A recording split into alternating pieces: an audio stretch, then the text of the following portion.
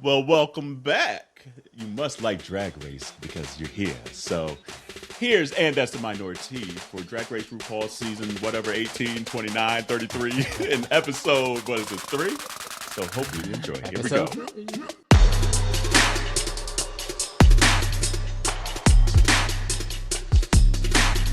This week we see the return of RDR Live. For those of you who don't know, which why would you watching this if you don't know already? This is their version of Saturday Night Live.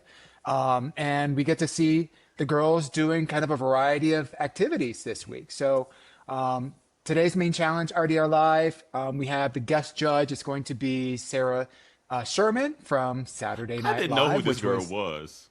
Is that, she's, like, if you're not watching Saturday Night Live, then she's just a kooky, fantastic improv actress that has just been doing some really great things on the show. How long has she been on the show? Funny. Where have I been? Yeah, but I mean, if you're not watching Saturday Night Live, you're not. But she's not one of the main girls, though. So to Carell's point, she's not one of the main girls. Like Ego, who's no longer there. Like she used to be probably 5 years ago, 6 years ago, one of the main girls. Damn. Yeah, she's been around for a while. And then they bring her back. She was a featured cast member but now she's a featured cast girl. Yeah, and so she does a lot of the. This is the Colin Jost and what's his name, Michael Shea. The weekend update. Yes, the weekend update. So they brought her in for a lot of those types of moments. But. Yeah, because I saw like she came down themselves. I'm like, sorry to this woman, but I don't know who she is. So all this advice. Let's just dive right on into it. We meet up with the girls in the workroom. RuPaul comes out. Of course, they say goodbye to their fallen diva, Miss Didi Fuego. Have a little conversation about that. RuPaul comes in, introduces today's theme for the week. And the girls have the opportunity at this point to read the scripts and pick their roles. And here we start seeing the first bit of kind of clashing, which, surprise, surprise, involves the Queen Athena clashing over what role to pick. Her first clash is really with Briar, who's really kind of pushing her to be the host. And Athena really wants to break out and try something different. And she really wants to go for the overbearing mom and the weekend update segment, which also Jane Don't is interested in. What do you think about this exchange between the girls? I feel like Briar want to get in them cakes. That's what I feel. I feel Briar just want to get in them cakes. Because I'm like, why are you all in Athena's business like this? It's bizarre. It's giving mental games. Like, I feel like Briar Blush is playing a mental game to throw girls off like Athena. And in this situation, I stand by what I said last week. Like, Athena wasn't being a bully in this. Like, Athena was like, hey, like, this is what I want to go for. All the other girls got to fight for what they want. Like, there should be no reason to giving Athena shit for fighting for what she want. Now, that was shady when Jane was like, well, I mean, you got the pop last week and look how that goes. So maybe you should stay in your lane. And I was like, ooh. That was funny. That was funny. I was like, well... And that's so Mary had a little lamb. So next, Amen. Because she ate her up with that one. She kind of did. She really like. I actually kind of felt bad for Athena this episode because I was like, damn, why are they picking on her? And especially like Briar. Like I just feel like Briar seems like that kind of person where it's like, let me pick on them before they pick on me. Yeah. So let me sabotage them before I sabotage either myself or they sabotage me. Yeah. So that's the kind of energy she's kind of giving. But then like looking at all the girls, I was like, ooh. Would I want to be the host? I don't know. Like like we've seen in seasons in the past, like you either live or die by the host, quite frankly, and it's a tough role. It was a cut too for the last two hosts for me, where they're like either you do good and they show wasn't it, or either you do bad. Anya, I was like, damn, that shady little slide in right there. I was like, oh. Because this is indicative of what we. Sorry, I didn't mean to cut you off. Yeah, this is indicative of what we anticipated this season is going to be about based on the first couple of episodes. There was going to be a lot of shade. There's going to be a lot of self-referencing. There was going to be a lot of girls fighting for what they really want, and a lot of shade coming from the production team in terms of the editing team, not the production team. Blame the it editing on the team. edit. But I mean, low key, it is a challenging to be the host of the show. It could go really, really good or really, really bad. And the thing about being the host is that ordinarily you don't have anyone else to play off of, so it's just yourself. Right. Which this time they introduced a new kind of character, which was the inner saboteur, which was an interesting kind of play off of the host. And we'll obviously we'll see how that plays out in a little bit. I will say the So girls should be very ultimately- happy that Athena did it, because out of all the girls, 1000. Athena is the only one that could have gotten away agree. with it. I think all those girls would have failed. Every single one of them 1000%. would have failed. I think Jane Doe could have done it very, very well. I think she could have played in that role, and she would have been really, really good at executing. I think that she would have probably played a character, and Right. she has that Jinx Monsoon kind of energy to me, and of course she's from Seattle and all that kind of stuff. So I think that she would have been able to do quite well in the host You know role. what? I take that back. I agree. That's the only other Yeah. one. Yes, I That's would the agree. Everybody else? That's the only other ones. Everyone else? Ooh. Like, could you imagine Mandy Boo. up there doing the host? And girl, bye. Oh. Okay, so they pick their roles. It's pretty kumbaya. Then we have RuPaul and Sarah coming in. They're all practicing and trying to get into their, the characters and everything. Ru and Sarah come in. They're really excited about this, and they give two pieces of advice, basically. Number one, we're looking for standout characterization. Number two is don't get stuck on just one thing. Fluidity is the key. And we see how really important those two pieces of advice are for these queens, because the whole script was written around being able to stand out amongst your peers. And I feel like Sarah, like, this is where I was like, okay, maybe I should catch up on SNL, because, like, out of the last several seasons of just, like, guest hosts for, like, this particular segment or, like, similar segments of challenges, she gave the best advice that, like, I have heard in a while on this show. It was dead on, and you could tell everyone, like, respected her, too, just from the SNL things like that, and they all took it to heart. So, like, it was interesting. Because usually you kind of get a couple where the judges are like, oh, yeah, just be yourself and you'll be fine. Girl, that ain't helping nobody. Like, we need actual advice here, And I feel like she nailed the advice portion of it. Yeah, I agree.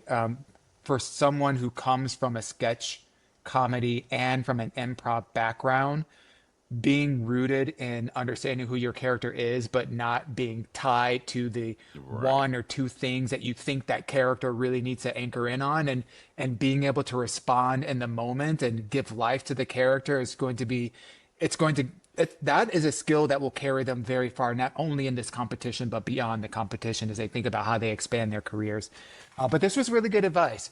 So we've got a couple of different segments. Let's go transfer really quickly over to the different segments. We see the cold open with Amish butter churning and little Tuckahoe butter queen competition. This is a high energy but chaotic scene that features Darlene Mitchell, Mandy Mango as the contestants, Discord Adams, and Mia Starr as the commentators. All right. So the commentators come on, they discuss, kind of introduce this concept. And first on the scene, we see Mandy Mango as kind of like the demure, seasoned butter churner. And then you got Rock'em Sock'em Darlene Mitchum coming in as kind of the newbie, the new one on the scene. How did this sketch land with you? How do you feel that the setup for this scene worked, or did it not work as a cold open? It was all right as a cold open. I don't think it was anything right. special.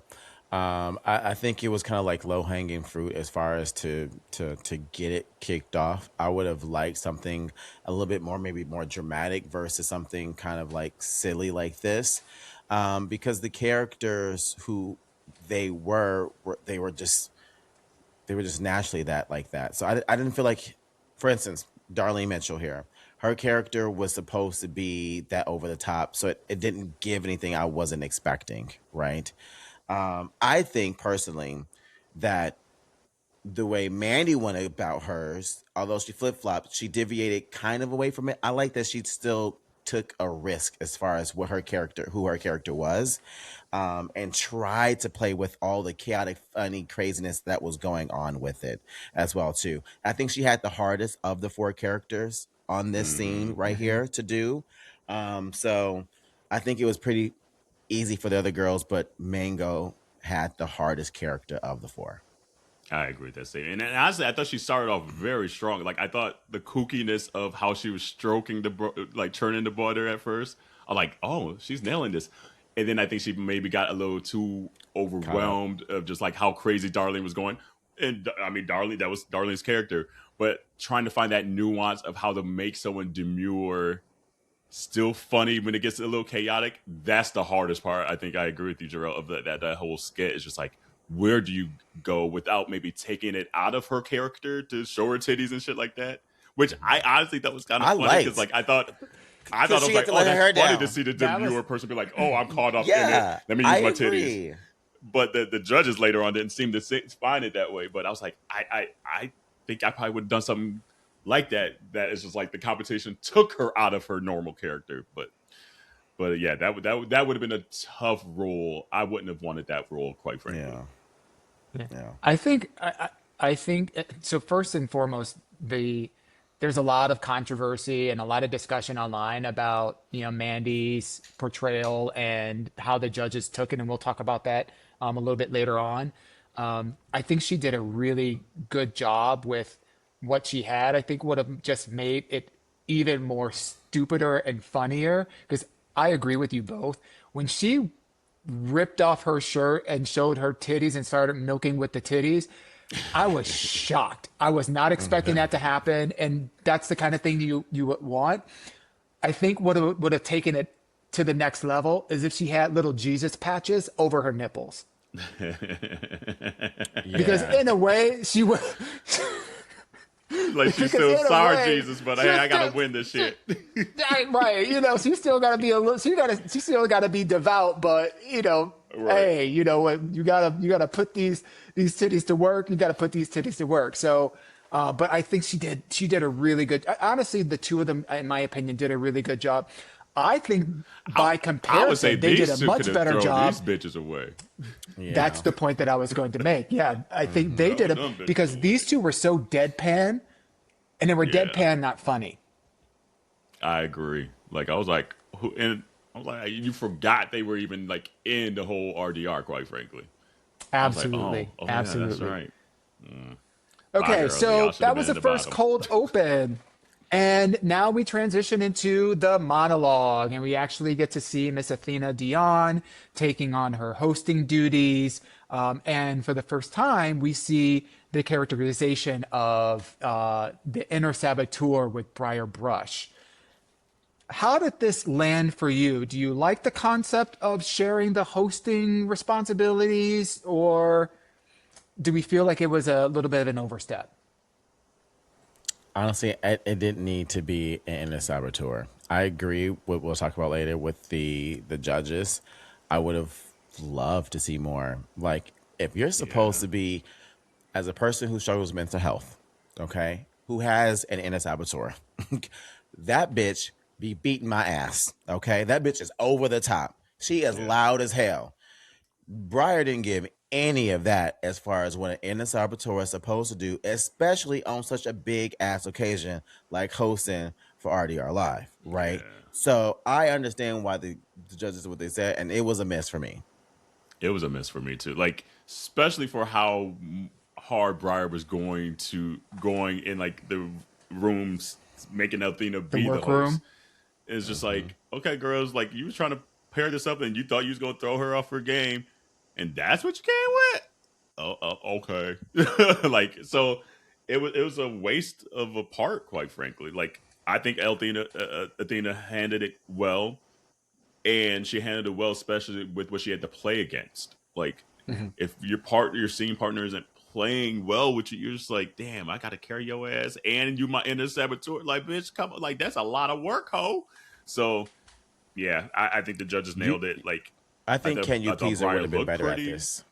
Say again? I think Can You Pleaser would have been a better and a Saboteur. Yeah. Oh, Because absolutely. you think of that loudness and like, girl, I know you ain't like did it like I think and she willing would to just go out over the top. Mm-hmm. And she's a ham. Mm-hmm. She's a whole ham. Yeah. What you trying to say? We're not going there. No. Kudos to Athena. You really got to see her hosting skills come to life here. It was a little more professional than what I think I would have liked to have seen. I would have loved to have seen more personality in a way, and how she presented as the host. It felt a little. She got the job done. Let's put it that way. Which is why I can understand why she placed where she placed within the final rankings. But yeah, I agree with both of you. It was just a missed opportunity with the inner saboteur role. It could have been way more chaotic. It could have been way more silly and obnoxious and annoying. This was, in my opinion, how do I describe it? It was a character choice to anchor into kind of like the bully versus inner saboteur. Does that make sense? Yeah. I don't know what she leaned into. I don't know. It was neither bully nor saboteur. It was just she was there. Yeah. All right. What was the next one? I forget. Next one is Lipstick Lovers. This is it's a parody off of those old black and white cinematic movies and with gay undertones, but this is gay overtones. And this one starring Can You Pleaser, Vita Bantis, and Nini Coco. Mm-hmm. Yeah, this one was another one. I honestly, the whole RDR kind of was a flop to me, quite frankly. Agreed. I'm not gonna lie. Yeah. Can I share just the funniest part to me of this whole skit? Mm-hmm. It was when this laugh? No, it was when Vita Von Teese picked up when Can You Pleaser picked up that doll that was supposed to be Vita Von Teese. That was baby, funny. I screamed. I fucking screamed. I was like, that's some funny shit. Yeah.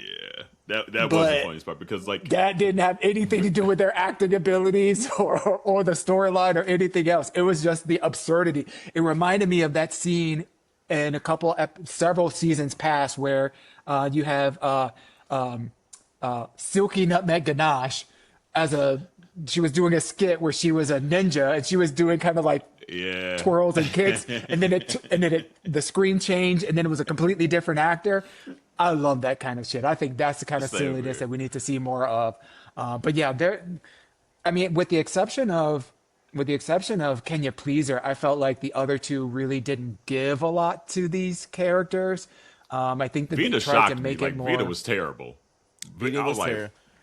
And I think this is why I would have switched the roles between Briar Blush and Can You Pleaser, because I feel like Briar's sassiness and her little kind of cuntiness would have been great for this role here. And I think Can You Pleaser would have gotten to shine more in the other role. So honestly, I think swapping these two would have given each scene just a little bit more than what we got. But I'm with Carell on this one. RDR live as a whole this season was meh. And I agree, Vita Von Teese, I was like, girl, you in danger. Because I was like, what are you doing? I was like, you about to lose your job. Yeah. I think these girls also forget the number one rule of Drag Race is to make Rue laugh. They get so caught up in the seriousness of it that they forget that sometimes you just got to be silly. The voice that she chose to use for this, it was a choice. It didn't work. But there was nothing really funny about their portrayals. It's beyond that, though, Duane. And I say that because part of being funny is how you deliver. You can be crazy, but it's how you deliver the crazy. You can be serious, but it's how you deliver. The comedic timing is very important. They did a good job of remembering their lines and trying to add an accent or trying to stay in with the character, but it was the lack of delivery. Everything felt like they were just reading straight from the script. And I was like, you're just reciting lines at this point. So I feel everyone were very poor scene partners. Nobody partnered throughout each sketch at all. Yeah. And being part of SNL, RDR, whatever, is feeding off of each other, and nobody was giving each other what they needed at all throughout each skit. And you're just sitting there like, woo. So they were all working way too hard. Way too hard. It feels like a lot of these queens queens concentrating on the lines and shit. Fuck the lines. Y'all ain't funny. it feels like these queens go into these challenges thinking that they need to be actors, and that's not the point. The point is to have fun and laugh and make people laugh. And I get that people want to swing for the rafters. They want to try something they never tried. They want to challenge themselves, and that's cool. But if you lose sight of what Rue is looking for out of this, which is she just wants to laugh. That's all. She wants you to be stupid and laugh. If you lose sight of that because you're focusing on these other things, it's a wrap. It's a chop. And You about to see. go home. Ain't gonna work. Okay, so next we have our musical guest with who else? Miss Rupaul. And she's singing. I don't know that they really formally announced the song title. I think it's called Keys to the Queendom. I may be wrong about that. So, our drag race heads, just, let us know in the comments if we've got that wrong. But here is her look. Liquid leather. I like the look, but it just be so funny to me. Song? Rue gonna get a song in. If there is anything that she gonna do, she gonna get a song in a little 1-2 step. One thing that always surprises me is I never really like any of the songs that she presents. I never really like it at first. And I think because I'm so distracted by the fact that she's so tall and whoever she has as backup dancers look like midgets behind her. And she does kind of like the same kind of like dance moves, if there's any at all. So I'm so like thrown off by the performance that I never really listened to the song. And then on the flip side, when I hear the song, because they usually end up using the song in another season as an intro or whatever or something like that, I'm like, okay, this is a bop. Yeah. Rue's albums actually be low-key good. I listen to every album that she releases. Low-key, she'll be having like 4 or 5 songs on there. I'm like, this is actually a bop. It's pretty good. So like, I just get distracted because they put so much like zhuzh on the screen for her. Like everything's floating around and this and that and the dancers and this. It's like, okay, there's just a lot to help her because she ain't doing nothing but standing there 1-2 stepping. Which, hey, if that's your ministry, that's your ministry. But it's fine. It just cracks me up that like special performance, RuPaul. Every season, I'm like, we know it's gonna be RuPaul. Y'all ain't gonna have Cardi as the musical guest. Shit, we know exactly. All right, next segment is the news segment. So QNN News Update. This one is featuring Sierra Miss, Briar Blush, I can never say her name, Briar Blush, and Jane Don't as the overbearing mom that comes in on the segment. What were some of your reactions to this part of it? I mean, obviously Jane Dont's the best one, but even then I was like, ugh. I was like, let's get to the runway. Yeah. This is at this point. Actually, no, it was at the point of seeing Rue dance. I was like, okay, can we get to the runway? That's when I was finally there. Like, by the time I saw Rue perform, I was like, I'm done with all this. Like, yeah. I don't know. There was just rough. Something about this episode just missed the mark for me. And yeah, so I don't have much to say. Jane Don't was the strongest on this screen. And Carell nailed it again. I don't want to be a broken record, but there's just no on-screen chemistry between the girls in this, and you have to be able to play off each other. There has to be some give and take. There has to be some pull, and there's just none of that. It was just like 3 people just trying. It was like 3 people trying to be Beyonce. Everybody can't be Beyonce. I will say it's like a threesome, but nobody's really feeling each other. And it's just that awkward energy. Yeah. That's what this was. Yeah. You know what? That's a good way to put that.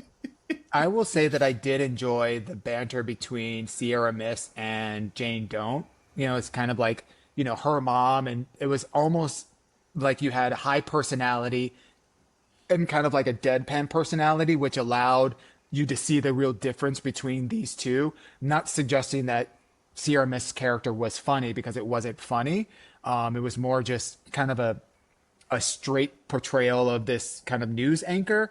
I would have loved to have seen more, but I did enjoy that much more. So I just felt like Briar was like an add-in that just didn't even need to be there at all. Because every time that she had a line, I was just like, and you could tell they must not watch Weekend Update, because the cadence was even off. Like, there's a cadence to Weekend Update of how they deliver the jokes and things like that you need to watch Weekend Update to know. And they clearly thought it was more TV news show than Weekend Update of SNL. And that's what she went made with it. She went with the April look from the Ninja Turtles, going with that yellow and that red hair like that. You know what?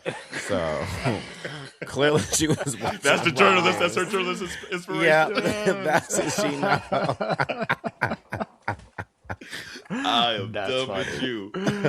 All right, let's wrap this bad boy up. Last segment, and introduced by the actual Michelle Visage. We see a skit called Young Michelle, featuring Juicy Love Dion, and I know that, and Nikki. That was the funniest thing of the whole skit. With the towel and patting the sweat on her neck as if she was really working. Like, baby, come on now, show off them acting chops. This one surprised me for sure. What were your reactions to this episode? Juicy was the surprise of the whole skit. I will say that.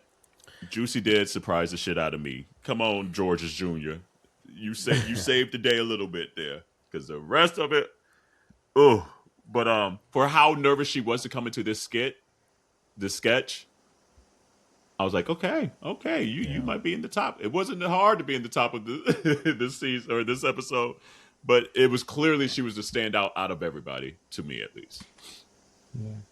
It does seem like, agree. I don't know if you got the same feeling, but I was a little bit disappointed, or a lot disappointed by Mikey Meeks, because the way that it was being built up through the whole episode, and then when we saw what she was delivering, it felt underwhelming to me.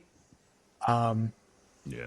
Yeah, it felt underwhelming. High school theater, I mean, that's where she was. So, I mean, that makes sense that.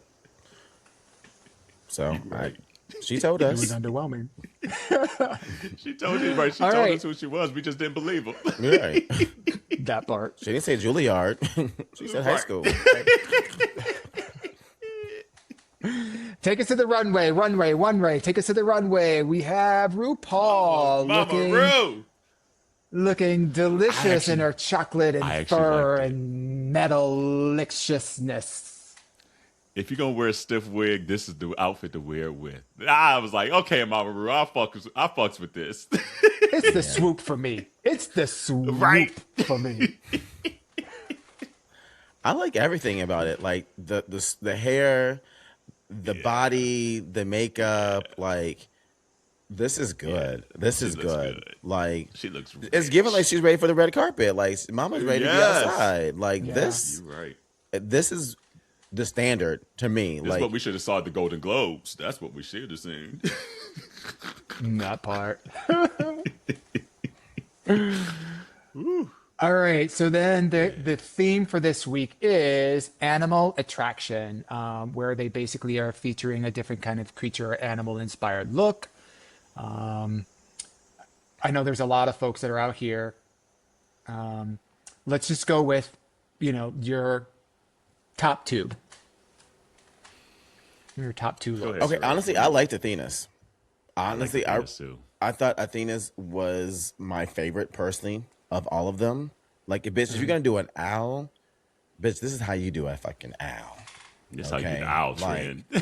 Baby. Fantastic. And then just like how the face looks without the mask too. Like, this is just well thought out. I really absolutely enjoyed this. I agree with that statement. She was in my top two for sure, and I was surprised because I was like, I didn't care for her last couple of weeks too much, But I'm like, this is how you do drag, bitch. Yes, it looks rich. It looks like expensive. It's a cool take on a bird. I haven't seen this on the runway like this before. So yeah, she came around that corner. I was like, okay, This this is giving the Masked Singer. This is giving the Masked Singer on Fox. Yeah. Like it's really good. Yeah. And it doesn't feel like a Who's costume. loving you? It can be costumey, but the execution is so. Yeah. It's like it's perfect. It's very, very draggy. It's very much in theme with her kind of like Greek goddess kind of like vibe. It was beautiful, and quite frankly, it wasn't a bedazzled leotard.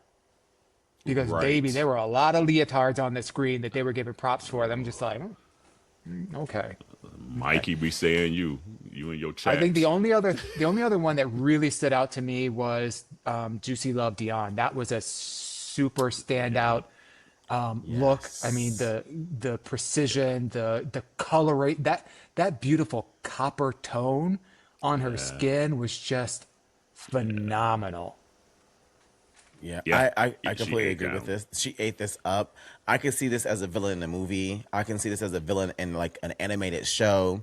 Like I can see this at the Met Gala. I can see like this is fantastic. Like, even down to her nails. She had surprised those long nails that were curved as well. Yeah, that they were curved, so it really emulated Coco nails. That's right. That's what them nails were. That's that 1992 Coco. Yes. She surprised me. I didn't know she had this level of fashion in her, quite frankly. And which I should have, because the red dress kind of hinted at it. The one with like the silver lining. Oh yeah. Yeah. But this looks She's good. one to look out for. I was like, okay. When it comes to her looks. For sure. Yeah. I was quite shocked. And I will say this was maybe my third one. I actually really liked Nene Coco's look as well. I thought it was executed well, and I liked the slight campiness of the tongue with the party favor thing, the little whistle or whatever you call those things. I thought that was kind of. And then like when she hunched down and she had like the toe nails or whatever they are, I was like, this is actually super cute, and the makeup was spectacular. Like, I was like, okay, Nene, like. She's shown various looks so far this season that I don't think I would have expected her to show already. Like coming in, just knowing kind of like the engineering background and things like that, it's been interesting to see the creativeness that she has out of that engineering mind. Everything is fit very well, so that's the engineering part of it. But it's like she's still thinking outside the box within that, which sometimes people... But that kind of brain kind of gets stuck. They don't know how to like crash out of it. So I'm interested each week to see what she wears, which is quite interesting to me. See, I think, and I honestly disagree a little bit in as far as where it comes from. I think the execution or the creativity comes from an engineer, because an engineer is all about creating, right? Yeah. And I think the sewing part, because the fact that we know that she can sew, is where the actual execution of it actually comes from. So I agree with you. We're still on the same page. Like, this would have been my third favorite as well. She looked fantastic. If I think Dart Frog or Poison Dart Frog, like, that's what I see. Like 1000%. Like, I wouldn't even need to see that on there. I'm like, okay, like, she's a poisonous frog. Like, that's all I like. Say less, you know. So if you didn't have to tell me what the animal was, this I know without a doubt. Yeah. I like this one wig was great. better. Yeah, this is good. I liked it better when she squat down than I did when she walked out, if I'm being honest. I can see that. I felt like, okay, do I get the reference? Yes. I don't know. I think, again, I'm not a big fan of the whole leotard gang, and I get, that what else can you do, with a frog or whatever. I thought this was well executed. I love what she did with the hair.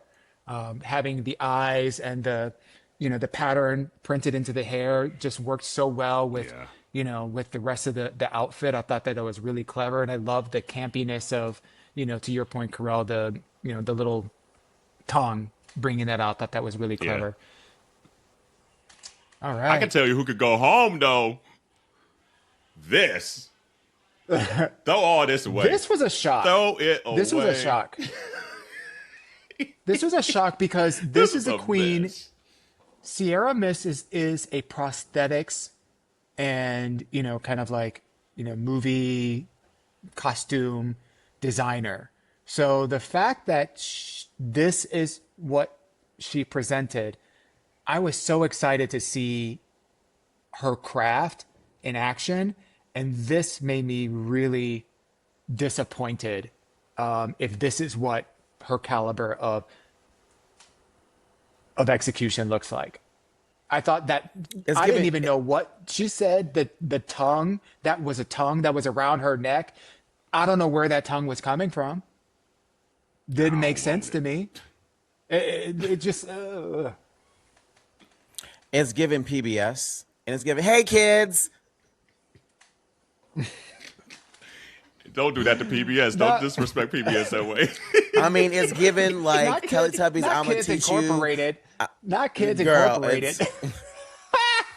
Zoobly Zoo. Not 3, 2, 1 contact.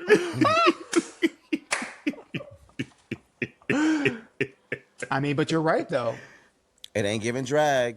I mean, it doesn't give I drag. can see it on PBS. I saw this come around I can see it on PBS, like, one of them like Teletubby type shows. Yeah. But it ain't drag Runway. Like I was like, throw that mess opportunity away. Do better, Sierra, because you are. She about to be a mist. You have the right name. You have the right name. Oh.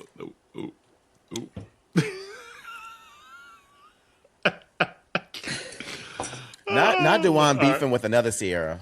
I know, that's what I'm like. How'd she get in this? How'd she get in this? All right, tops of the week. Let's round this up. Tops of the week. We've got,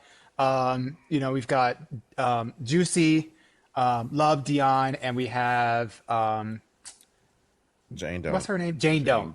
Jane Doe. Mm-hmm. Do we feel like these were, in your opinion, do you feel like these were the tops of the week, given all the performances and the runway? Given everything, yes. Given the everything, combination, yeah. yes. Now I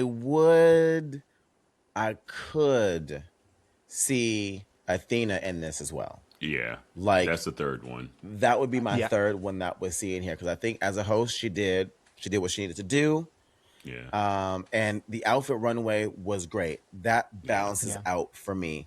Where I think Juicy Love Dion did fantastic is that, she did great in RDR Live and she did great up here.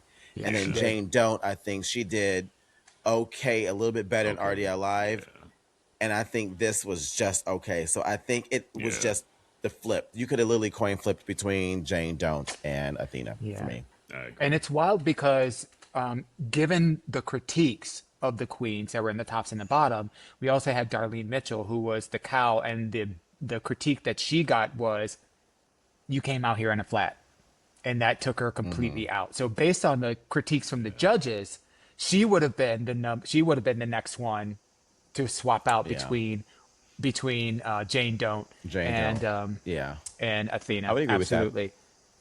Yeah, because that cow look was kind of fierce. I was surprised that she came out with a flat, to be honest with you.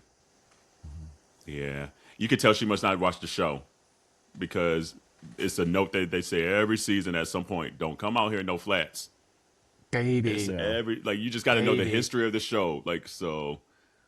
And this look was clever, because the look was definitely clever.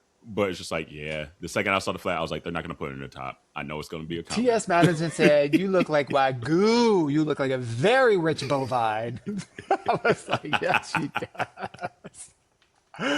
All right. And then what about the bottom two? The bottom two of this week is Briar Blush. And as it turns out, not Vita Von Teese, but Mandy Mango again. Yeah, you know what? I must not have uploaded that one. Hold on. My bad. Yeah. My bad. Oh, well. I think that is the correct bottom of the two. Again, Vita could have been down there as well, too. I think the Vita runway was hanging down barely. I think the runway is what just squeezed her out of being in the bottom. Yeah. But, it's interesting, though. Like, I said it last week when we did the episodes that You know, she started off quick, but then she was saying she playing mind games. No, you're not. No, you're not. You playing yourself is what you're doing, Ooh. and that's why you ended where you are this week. Yeah. You know, she needs to. I hope she circles back and be like, I need to be focused on me, and I can't be distracted trying to do all this extra shit. Yeah. No. Because I don't know what her strong suit is outside of being very presentable. Like she's going to be very well, groomed. Like the outfits are going to be together, very pageantry. But outside of that, what else are you excelling in? And so far, she hasn't showed me that she has something else that she's just going to really excel in, which sucks because I thought I was really going to be rooting for her this season after that first episode. But the last two, I'm like, oh no. Not gonna lie, but even when she did the lip sync for the win, that was not great either. She did get eaten up. Yeah. So, like to your point, I'm still rooting for her, what can she do? We root for everyone black. But I'm still rooting for you for your career and all that stuff. I want you to be very successful. It makes me nervous for Snatch Game. Makes me very nervous for Snatch Game. Snatch Game's gonna be terrible this season. It's gonna be terrible. It's gonna be terrible. I'll put it out there now. You know what? You know what's gonna be the breakout? It's gonna be Juicy Love Dion. She's gonna be the breakout. She's gonna eat all them queens up. She's like, I'm gonna be Michelle Visage. Because that's who she should be. Oh God. You know what's gonna happen, Jarrell, right? Because your Seattle Queen's going to overthink it. She's going to play some character that she shouldn't be playing. And she should be good in Snatch Game. But she's going to play some obscure person. And it ain't going to make Rue laugh. Oh, Lord. Honestly, I don't think so. She's going to play Alice from... all the girls right now, she's the only one that I think has a clear game plan. She's the only one of all the girls that have a clear game plan ready to go into this season. I think Athena's a second one as well, too. Yeah. But, I mean, when the girls have done Snatch Game in Seattle, they haven't been that bad. One never made it. She was gone doing the talent show. Yeah, but when they did make it, they did okay. So they haven't necessarily flopped. Right. They've been all right. But I think she'll be fine. Yeah, this is going to be a rough Snatch Game season. I feel it in my bones. All right. So we got Briar and Mandy in the bottom two. They're lip syncing to Love and Real Life by Lizzo. And the outcome of this performance, we see Mandy Mango sashaying away. And Briar Blush is here to slay another Send them both home. day. This is my first send them both home of the season. Send them both home. Yeah. I don't want it. I don't want it. Neither one. Nope. And then I forgot, both of y'all said last week too, stop performing to the other girls. Stop performing to the other girls. I don't want neither one of them. Because Brian ain't going to win. Brian ain't going to win this season. No. Send her home. Yeah, she'll be gone in the next two episodes. I think no, they're going to have before a top this five, episode, and she'll be number 5. Okay. Her and Sierra Mist would be a tie. Top 5. And then we'll get a double elimination right before the season finale. Right. That I would like to see. Yeah. I feel like there's a lot of love. Send them both home episode. Yeah. I feel like there's a lot of love for Mandy just because of who she is. She's so likable. But she's not ready. She needs to come back, for an All-Stars or another season after she's cooked a little bit. And then I think she'll be a fierce queen. But, I knew after she threw another one of them dips in her performance, it's like, okay, that's all she got. Like, okay, that's all she I got. don't have any more excuses for you. You got to go. Yeah. At least it was one the last last 2 time. weeks. I was like, I'm glad she just did it the once. She didn't overdip. But this is she true. had to dip out though. So when I dip, you dip. We all dip. We all dip. Send them all home. Send them all home. Yeah, but that's okay. So that what's the competition is next our week, though? Season. It is. I don't think I saw the preview for next week. I don't think I saw the preview for next week either. Let me just. I definitely did, but I can't remember it off the top of my head. It's been a few days. Okay. I don't recall. Yeah. Oh, well. Sorry, So folks. who's your Sorry, top? this man. Who's your top people? Have your top people changed at all? No, it's still the two. I'm still going with Athena and Jane. Don't. Those are the two that I went with at the beginning, and those are still my two. I think it's going to be those are Nene, Jane. Yeah, I think Athena and Jane, it's theirs to lose. If I were to throw another person in there based on what I've seen over the past couple of episodes, I would throw in Juicy.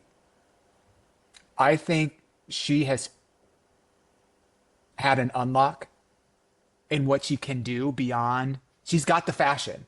She's got the dance. We know she's a performer. So we've seen that.